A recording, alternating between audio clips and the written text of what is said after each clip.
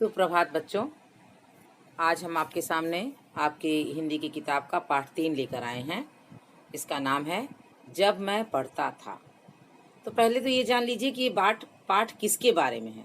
ये पाठ है आपकी हमारे राष्ट्रपिता महात्मा गांधी के बारे में। बच्चों, ये पाठ हमारे सामने आत्मकथा के रूप में आया है, जिसमें स्वयं गांधी जी ने अपने जीवन की कुछ महत्वपूर्ण घटनाओं और कुछ महत्वपूर्ण बातों का उल्लेख किया है। वो बचपन के से भी संबंधित हैं और उनके जीवन के अन्य भागों से भी संबंधित हैं। तो जब कोई व्यक्ति अपने विषय में स्वयं लिखता है और पुस्तक के रूप में प्रकाशित करता है, तो इस तरह से लिखी गई विधा को हम आत्मकथा कहते हैं। तो आइए पढ़ते हैं पाठ 3, जब मैं पढ़ता था, स्वयं गांधी जी द्वारा लिखी। तो बच्चों, ज़्यादा विस्तार में न जा करके हम सीधे पाठ पर आते हैं। और पाठ में मैंने किताब का कुछ अंश फोटो खींच के रखा हुआ है, स्लाइड पर दिख रहा होगा। भले छोटा छोटा है, लेकिन मैं उसको इसलिए पढ़ रही हूँ ताकि आपको भी समझ में आए और कठिन शब्दों का उच्चारण कैसे करना है वो आप ठीक से कर सकें। ध्यान दीजिए। मेरे पिता करमचंद गांधी राजकोट के दीवान थे। वे सत्यप्रिय, साहसी और उदार व्यक्ति थे। वे सदा न्याय करते थे। मेरी माताजी का स्वभाव बहुत अच्छा था। वे धार्मिक विचारों की महिला थीं।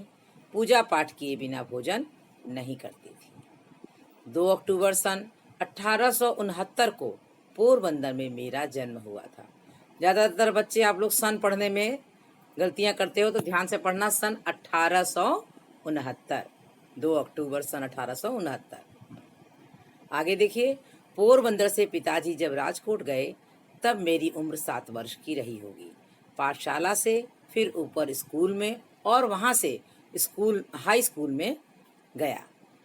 मुझे याद नहीं कि मैंने कभी भी किसी शिक्षक या किसी लड़के से झूठ बोला हो। मैं बहुत संकोची था। एक बार पिताजी श्रवण पितृ भक्ति नामक पुस्तक खरीद कर लाए। मैंने उसे बहुत शौक से पढ़ा।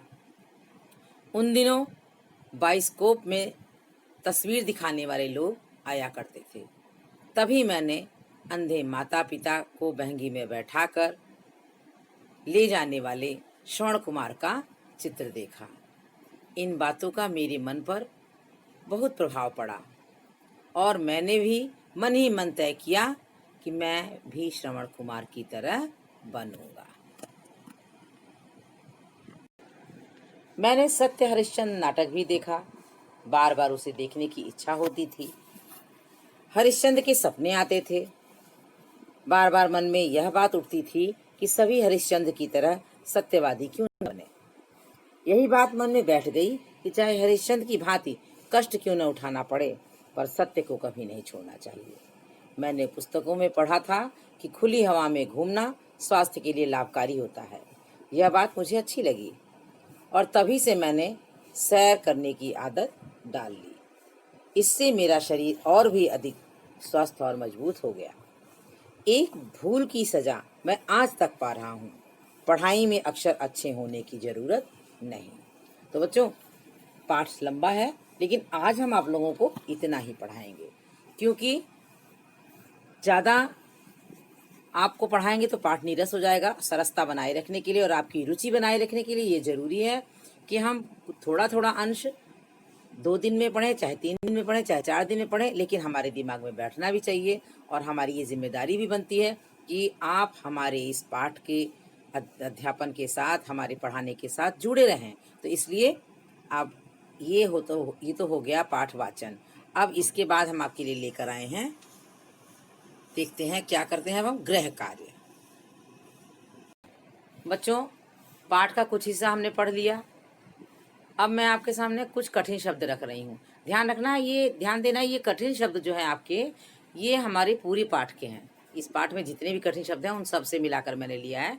लेकिन हो सकता है कि आपको और भी शब्द मिल जाए, तो आप इन 10 शब्दों के अलावा और भी जो कठिन शब्द आपको लगते हैं उन्हें भी साथ ही साथ लिखिएगा और मुझे दिखाइएगा। तो देखिए कठिन शब्दों को कैसे हम पढ़ रहे हैं, उसी तरीके से आप भी पढ़िएगा ताकि गलतियाँ ना हो।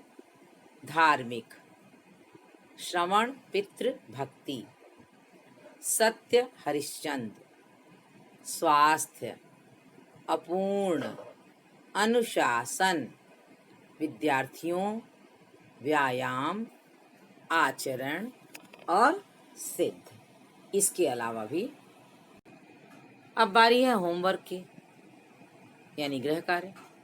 तो गृह कार्य क्या है, बहुत ज़्यादा नहीं दे रहे हैं हम आपको। पाठ में आए सभी कठिन शब्दों को सही सही लिखना और उसको लिखने का अभ्यास करना, मुझे दिखाना भी लिख के। पूरे पाठ का वाचन बार बार करना है ताकि आपको हिंदी की किताब सरपट पढ़नी आ जाए। क्योंकि बच्चों याद रखो, अगर हिंदी पढ़ना जानोगे तभी अन्य विषय की किताबें भी पढ़ पाओगे, चाहे वो इतिहास हो, चाहे भूगोल हो, नैतिक शिक्षा, सामान्य ज्ञान, कंप्यूटर, कोई भी।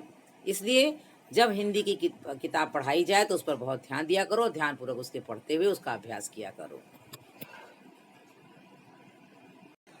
धन्यवाद बच्चों, आज के लिए इतना ही है और बाकी पाठ के शेष अंश के साथ हम आपको कल मिलते हैं।